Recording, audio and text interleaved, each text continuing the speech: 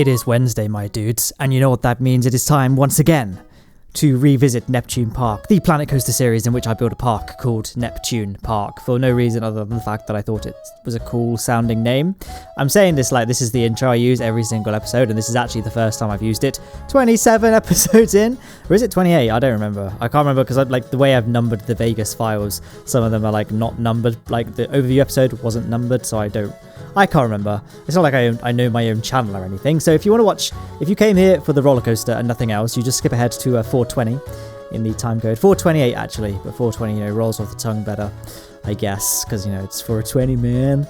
So yeah, but no, I hope you watched the building of this bridge because I did like the way this bridge came out. And we're building the roller coaster on this. The reason I'm building this bridge is because I've kind of run out of space on the mainland bit of Neptune Park. Like Neptune Park's got a few kind of oddly shaped land masses, and I've kind of filled almost all of it. There is that, as I've mentioned in a few episodes now, near the big high train station, as in at the top of the hill, near the suspension bridge, there's a bit of land that's kind of an awkward shape and an awkward gradient, and I don't really know what to do with it. And that hadn't been filled in at this point, but this bit on the other side of this sort of river, beach area, cove, has more potential in terms of building stuff because it's flat and devoid of trees and stuff, so I thought I'd build here first. I have now, for me, I have now since built on the other area of land, but that's not this episode. This episode is going to be building this bridge here, which is based on Victorian piers, except it's not a pier, it's a bridge. And so yeah, I kind of wanted to have this wider section in the middle where a little bandstand could be, or some sort of shelter so you could just, I don't know, feed the ducks or something. I didn't really put too much thought into this. I don't think it uses anything from the vintage pack, at least not yet. There is one piece that's from the vintage pack, but it has a sort of vintagey look. Like this could have been one of the oldest parts of the park. Although the whole park in general is pretty new. It's not like Mirror Lake or Crimson Tower, which has clearly things that are much older than other parts of the park, especially Mirror Lake actually, not so much Crimson Tower, but Neptune Park for the most part is pretty new and custom built, thanks to Lowne Aerospace's wild success in the aerospace industry. Speaking of the aerospace industry, I think I've come up with an idea for the next park after Neptune Park, because we are approaching the end of Neptune Park, to be honest. Like, it's not that there's still like lots of things that need doing, right? Like the entrance building has no interior. There's probably need to do a few more shops. The actual like standalone restaurant is a bit bare and like could be updated now we've actually got restaurants in the game. But I think I'm just kind of a little bit burned out on Neptune Park. Like, we've been doing this series for a very long time now, and I spent a lot over 100 hours in this park at this point, and I'm just like, I kind of want, like, there are things about Neptune Park that I really, really like, obviously, but there are things where I can look back and say I would have done that differently. So I think one of the things Neptune Park, maybe one of the problems it has is that it's a bit too big for me. I'd quite like to, well, I guess actually there's nothing wrong with it being big. I do quite like the size of it, but we've got this big vast empty spaces of nothingness, of just trees and stuff that I don't really know how to fill. So I think for the next park, well, this was kind of a rambly tangent to me talking about what the next park is going to be, and I think I'm going to finally honour what everyone's requests are going to be. So first of all, it's going to be much smaller in scale. Like, it's probably going to be the same number of episodes as like the Mirror Lake and Crimson Tower parks, which I think they peaked out at like 13 episodes, so Neptune Park's almost double that length. But this is going to be a much small scale park, and I'm thinking of honouring everyone's request to do a space themed park. I've put some. I want to do a space theme park and have some sort of Kerbal ride in it at some point, just because, I don't know if you guys know this, but I have another series on this channel where I play this game called Kerbal Space Program. Some of you may watch it, don't know, but that's just the other kind of videos I do outside of Planet Coaster.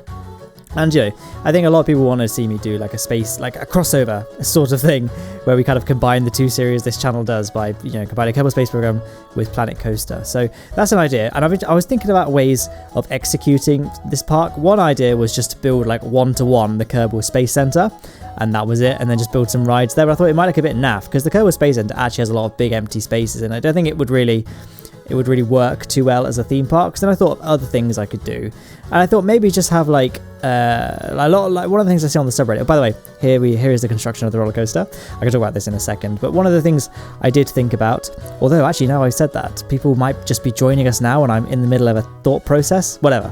For those just joining us, I'm talking about the next park idea I had. So I'm thinking, well, like I say, one of the popular things I see on the subreddit is people building in like the desert biome and then making like a Mars a Mars park, like a Martian park. So they have loads of big biodomes, like glass domes and things like that, and it's all, everything is interior. If that makes sense, it's all very futuristic in design, but I kind of like building parks grounded in reality. So what I'm thinking is building a mock space center, like the Kennedy Space Center, much smaller in footprint than the Kennedy Space Center or the Kerbal Space Center, in fact. Like, I just have a vehicle assembly building, a couple of spacecraft littered around outside, and that's pretty much it. Like, it's going to be a very, very small park. I'd probably even like just have it as a custom built, like it was never, I don't know how to execute it. Maybe it's like a much smaller, like the UK doesn't really have a big space program, right? So I imagine the UK's space complex, when they build it, it would go bankrupt, and then Lowne Aerospace moves in to purchase it, and rather than use it for their aerospace company, which would in hindsight, right, I've just figured it out. Lowne Aerospace was so successful, they need to upgrade their facilities so they can sell off their old space center area to Lowne Aerospace's theme park division, and that's the backstory for the park. So there we go. Got the well, that's the, so what I've been trying to say for the past 6 minutes or so is the next park's going to be space themed, so space center, something like that, unless I have a better idea. This could all just be completely nonsense, but I think that's going to be the way it's going to go. Now, let's just talk about the ride for a second. So this is a B&M invert. One of the things B&M inverts, and a lot of B&M coasters in general, they do this thing where they do this big sharp-ish turn as it goes down the first hill, and then there's like a big loop, a vertical loop that goes around the lift hill. This takes a little twist on it, that it's not a vertical loop but an inclined loop, and I think it looks a bit cooler, to be honest. The one thing I could never really get quite right, because I suck at building coasters, is I couldn't really get the first drop particularly smooth. I did the 4-meter piece technique because I like to pretend that I'm a real Planet Coaster YouTuber and use that technique, and it didn't really come out that well. So I might go back and retrospectively try and smooth it out again. I don't know. But I mean, it is just the first drop that's a little bit janky. The rest of the ride's pretty smooth because it just uses prefab pieces. People, like actual Planet Coaster guys, have like commented saying you suck at building coasters, because it's like I use the prefabricated pieces, whereas I think the purists like everything to be custom built, and there's merit in that. Obviously, that takes a hugely higher degree of patience and skill, and I guess dedication to the craft to do than using the prefabricated pieces. But I think if the prefab pieces work and it's not jarring, because the only problem with the prefabs is that you have to kind of enter them and exit them at a completely flat gradient and completely flat banking in order for it to not be completely jarring to enter the element. But if you can do that, like if you're on a flat anyway and you're not got too much banking, then I think it's fine. I don't see why it's socially unacceptable to use the prefabricated pieces. Who knows? And so that's why I use, and like the prefabricated are so smooth and they've got heart lining, and why spend hours of stress just to achieve the same sort of thing using the 4-meter piece? It's pieces, it's fine, whatever. I keep meaning to build a roller coaster at some point just using the 4-meter piece technique, but it takes such a long time. It takes an unbelievable amount of time to do this. Like, you have to spend hours and hours and hours just on the smoothing. It's ridiculous. So I mean, credit to everyone that does it. I highly recommend Silverette's Grapefruit series if you want to just watch a video series just about building one roller coaster. Like, if this ride here was built to the style of Grapefruit, then this would be like 3 hours long. This video, it's an insane amount of detail. As it happens, this video is not 3 hours long because I'm far lazier than Silverette and far less talented at the game. So we're going with this. This is what you got. But you know what? I think this is actually could well be my favourite roller coaster in this park. It's not, that's a lie. My favourite one's probably Bloodhawk, the big red one behind it, but I don't know actually. I do like the wooden one. I do like Bloodhawk, and I like this one. There's something about it. It just like, it's so ridiculous, but it is something that you could probably see being built in real life. Like some people see this sort of design and think, wow, that's just a massive cluster of just like metal and stuff. But if you Google spaghetti bowl coaster, those things look ridiculous. They're just like a whole mess. It looks like someone took about 3 roller coasters and then dropped them, like a really tall guy. Like, you'd have to be really tall to pick up, and really strong probably as well, to pick up a roller coaster and drop it. Like, this guy is at least 10 foot high, probably taller actually, if I'm being honest. Dropped them all and they just made this big mangled pile on the ground, and that's the roller coaster. Like, if you built a spaghetti bowl replica in Planet Coaster or No Limits, people would tell you, oh, this is unrealistic. So What I'm trying to say is, I think this roller coaster is fairly within the realm of something that could exist in real life. Is we're just very carefully making sure that the rider's legs definitely won't be hitting any scenery or other bits of track. And I guess I wasn't happy, so I changed that corner a little bit. There is a little bit of custom supports, not too much. I think the prefabricated supports in this game are fine. They're pretty decent. I'm happy with how they look.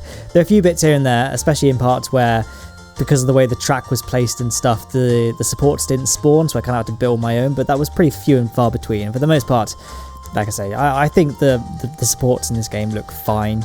Like if you were to put time and effort, particularly for hypercoasters, put time and effort into building full custom supports, then yeah, it looks amazing. But for things like this, it's fine. I mean, being Inverts is a special thing for me because my favourite roller coaster of all time is an inverted coaster. And my favourite coaster of all time is Nemesis at Alton Towers. I don't know if I've ever said this before. I know I mentioned Alton Towers a lot in commentaries, but I don't know if I've ever mentioned specifically that Nemesis is the best roller coaster. Because it is. It is objectively the best. This is completely irrefutable. Nothing you say is going to change this. It's a fact. Millennium Force, it was all just a sham, a decoy. Fury 325, what's the other one? Steel Vengeance. These are all just actually code names for Nemesis. Nemesis is just the best coaster. There's no doubt about it. It's weird actually, because I think the thing about Nemesis, I think, is what makes it is the restrictions that Alton Towers has. And what I mean by this is that in Alton Towers, like, they're not allowed to build, I don't know if it's above the tree line or they can't build above the height of the actual Alton Towers mansion itself. I probably should have researched this. I kind of do one or two things in commentaries, right? It's like the Mad Mouse one, I actually researched the history of the ride and could talk about it. In this one, I'm like, let's just talk for 30 minutes and it doesn't matter. The thoughts will come to you, you know? So I feel like I probably should know this because I talk about Alton Towers at such a high frequency in this series. But it's either way, there are height and noise limitations in Alton Towers. So to get around this problem, a lot of the big rides are built underground. So a big example of this is Oblivion, where it was like the world's first dive coaster and it disappears into a hole, which tends to be a bit of a recurring theme with dive coasters, but Alton Towers dives into a hole out of necessity because otherwise the coaster would be too tall, so they kind of have to offset it into the ground a bit to make sure it stayed below the tree line. I don't know if since then other dive coasters have replicated it because they're just honouring the origins, or whether or not because this inadvertently made the ride much more fun. I don't know. I feel like it would probably be the latter, but it's interesting that, you know, it was probably only underground because it needed to be, not because they thought it would be a good idea. I don't know though. I don't know anything about the history of dive coasters. This could be way off. But Nemesis is no exception. Nemesis and the coaster next to it, Air, not Galactica, it is called Air. They're kind of built into these big sort of holes that were dug out. So Nemesis, it's almost like a terrain coaster at first. It follows the terrain and it gets to the top of the lift hill, and you're still like pretty high, like low to the ground. Like I'd say it feels like you're about like sort of no more than like 10 meters above the ground. Well, this is all from memory, and it has been a few years since I rode on Nemesis. And you know, but it kind of like dips through the trees and stuff. You're never above the trees, put it that way. But what's weird is that it does this kind of, it doesn't really have a big drop at the beginning. It just kind of turns this corner and then drops down a little ledge and then immediately goes into a corkscrew, and from there it is just so fast, and it just seems weird how much speed that ride gains, considering it never really does that much in terms of vertical changing. I think part of this is because it's so close to the ground. It's always diving in and out of caverns and stuff, so one minute you're like flying through the trees, not above the trees, through the trees, then you're suddenly shooting down this like chasm, then you're being ripped up again, doing a corkscrew, then flying back into the ground again, looping around rocks, going under bridges, and there's loads of theming around it as well. So there's these big waterfalls that they usually colour red. Like the theme of Nemesis is it's like a big alien that's dying or dead or something. So the station is themed like a big alien carcass, and the track is meant to be its bones. That's why the track is white, and there's loads of rivers of blood around it. And they actually used to always colour the water red. I know when I was much younger, the water always used to be red.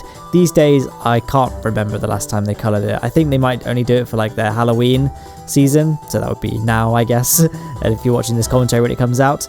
So maybe, who knows, I don't really know that much about the subject. I know enough to kind of come across to a layperson that I know what I'm talking about. I really don't know, so you know, actual roller coaster nerds out there might think I'm way off, but if you're an actual roller coaster nerd, you'll probably probably too good for this series. This series is probably a bit below you. And I mean that in the nicest way possible.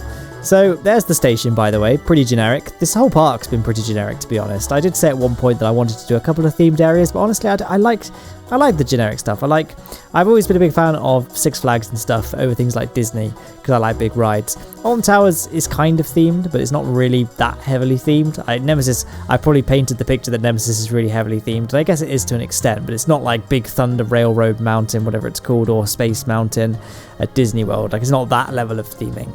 It's not anything to like a lot of other Planet Coaster YouTubers, like Silverette, the kind of theme that he would build. Nothing. I don't really like the Disney theming. I prefer like letting the rides speak for themselves when I build it, which is code for saying that I'm too lazy to build lots of intricate scenery. But whatever. I kind of wanted to go for a kind of generic park look, I suppose. And you know, most of Lowne Aerospace's budget is spent on its aerospace division. Don't know why they would choose that. So we didn't have much money to do proper theming for this park. But, you know, I don't know. Maybe for the next park I'll do some theming. Well, next park, like I say, will be generic but themed generic. Like, it's building a space center, right? So it's going to be generic looking buildings but to the theme of a space center. The only thing that would make me hesitant about going ahead with this idea, though, is the fact that it's very hard to build spacecraft in Planet Coaster. Like, I don't think anyone, I mean, if someone wants to link to a series or a video or pictures or anything below in the comments, then please do. Actually, no, because what happens is YouTube will probably flag that as spam, and I don't really check the spam comments. So if you've ever been linking me things every episode and I've never acknowledged you, there's a good chance that YouTube has just flagged you as spam. I know I Hate Everything. I Hate Everything has covered this in a video. Like, YouTube has this thing where if you put a link in it, it will just remove the comment automatically, and then the creator has to go manually approve it. But you have to go out of your way to manually approve comments, so I never bother. So, but if you want to tell me in words without putting any links in below, if anyone has successfully built a spacecraft or a rocket or anything like that in Planet Coaster, let me know. Because from what I can tell, you can only really build like sci-fi looking rockets. Like, you can build rockets that look like alien ships or like futuristic ships, but I feel like you wouldn't just be able to build a Saturn V very easily in Planet Coaster. Like, the parts aren't really that well suited to it unless you built just a column out of the aluminium walls and then just sort of added bits to the sides to create the taperings of the Saturn V. But then, especially as you get to the top of the rocket, as it gets narrower and narrower, I feel like that'd be very hard to accomplish with stock pieces, unless I just changed the colour scheme. Like, you could do it if it was all white or all black, or just a different kind of black and white stripe. You wouldn't really be able to do a checkerboard pattern very easily, I don't think. But this is all to come. Maybe I'll figure it out. Maybe I'll find a way. Maybe Planet Coaster will make a DLC where you can build rockets. Unlikely, to be honest, but, you know, one can hope. One can hope. I really want them to build elevators before. I really want them to add elevators before I finish this series, which I know is wishful thinking at this point. You know, we're very close to the end of this series. I know, are we close to the end of the episode? I'm just going to zoom out. Okay, we're getting there, I guess. We've got about 10 minutes left, so I'm not running out of time just yet. It's probably a little bit wishful thinking to hope that they might add elevators. So if they ever did add let's slow down. If they ever did add elevators, I would definitely come back and revisit this park just to add them to the tower, and I'd probably do the same for Crimson Tower as well. Even more urgently, I think, for Crimson Tower, because the problem with that, and the reason I built Neptune Park's tower differently, is that with Crimson Tower, there's no path going to the top. I literally thought that elevators were in this game because I guess they were in Roller Coaster Tycoon 3, which was made by the same devs, and why would they not put elevators back in this game? But I guess I seem to have this memory. It's like the Mandela effect, isn't it? It's like, I swear I remember there being elevators in this game. Obviously there weren't. The Mandela effect is nonsense, but it was just weird how I just assumed or thought or remembered, and I didn't remember it incorrectly. So anyway, so Crimson Tower, I didn't bother building a pathway going up to the top of the tower, and as such, it's now impossible to add a path to the top of that tower because of the fact that the internal supports are very, very tightly packed. So a path, you could do it, and guests could climb up it, but they'd be constantly walking through all the scenery as they go the way up, which I think looks a bit naff. So that's why Neptune Park's tower was built with the path in mind. So I built the path first before I even built the tower itself, and I built the tower around the path, being very careful not to make sure that none of the tower support pieces intersected the path, to make it a little bit more realistic. So Neptune Park is not a great disaster if we don't get elevators, because guests can still climb to the top, but Crimson Tower, it doesn't work. Guests can't go to the top of it unless you kind of manually drag them up there. But then, you know, that's a whole other human rights issue that I probably shouldn't be doing that with guests at the park, so we probably should avoid doing that until elevators are added to the game. I'm using the word "are" because I am... come on, Frontier, you know, you added like custom sports and cars, which are all things people wanted, you know. Maybe, hopefully, you'll add this as well. Maybe, you know, speaking of custom sports, here are some. I don't think they're very realistic. I don't really know. I ain't no engineer, but it doesn't really look like any custom sports that I ever did saw. But, you know, it looks fine, right? I think it looks okay. And there's lots of them close together, so it's not like one little arch or box, I guess, is not taking the weight of the entire thing. I don't know. I think it looks okay. I don't really have a problem with how it looks. Do you? Anyway, so there's that. That's the custom sports of this ride. That's it, I think. Just a couple of things now we need to do. Looks alright, but we need to do some ground painting. Ground painting is the thing that really ties things together in this game. Like, once you do ground painting, that's when a park goes from looking like a thing you made in Planet Coaster to a thing that was built well in Planet Coaster. I just can't get my finger on it. Like, no matter how detailed a park is, it just never really looks quite right. And I think it's because of the grass. Like, Planet Coaster grass is not grass, is it? It's a texture. Whereas in real life, obviously, grass is a thing that sticks out. So I think that's why Planet Coaster paths always look a bit weird. Like, it always looks a little bit... I don't know what... I think it's just me. But pathways in Planet Coaster always look a little bit uncanny. Like, nothing like a real path would look like. And I think it's because of the grass. Like, in real life, grass would, like, grow over the edge of the path. And it would, like, be physically taller than the path in places. And obviously in Planet Coaster... There's obviously no fault of the game. I mean, that would be nuts to expect devs to put that kind of level of grass detail in the game. But still, I think that's why. So there we go. Just put some... So I've done some like sort of fake grass around this pathway just here. You may have seen me earlier actually. I started doing custom fencing for that path and then realised it was going to take me 7 centuries to do, so I just abandoned that idea and just put the generic fencing on because I think it looks fine, right? You know, in fact I think it probably looks better than my custom fencing in all honesty, so probably a good idea. Then obviously we've got the fast pass there as well. And, you know, at this point I wasn't quite sure what the ride was going to be called, so I just stuck a couple of signs there and then had a look at sort of various different signs for inspiration, but in the end I don't think I actually went with a custom built sign. I just went for a generic text sign again. Maybe for the next ride, maybe for the next park or next ride I'll do a full custom text support sign, but today is not that time. So, or today is not that day is the phrase, I think. So just a couple of rough edges that needed ironing out. I noticed that the cars were slamming into the ground just here, which it's probably not very realistic to have that happen, so I decided to undo that. And then of course the path tool in this game, as always, didn't want to play ball with anything I wanted it to do, so I had to kind of rebuild the paths, but I think I got it, well, I did get it working quite nicely in the end. And you know, I don't know, there's one little dip just here. I think it looks quite realistic, like from the ground view. When you're sitting next to it, you've got all the rocks there and the little small puddle, and like, you know, the path going around the rock. I think it ended up looking quite nice, just that one bit of the ride. I don't know why that in particular I was really happy with, but I was really happy with it. So, you know, let me have this, please. Thank you. So now we can connect up this ride to that pier.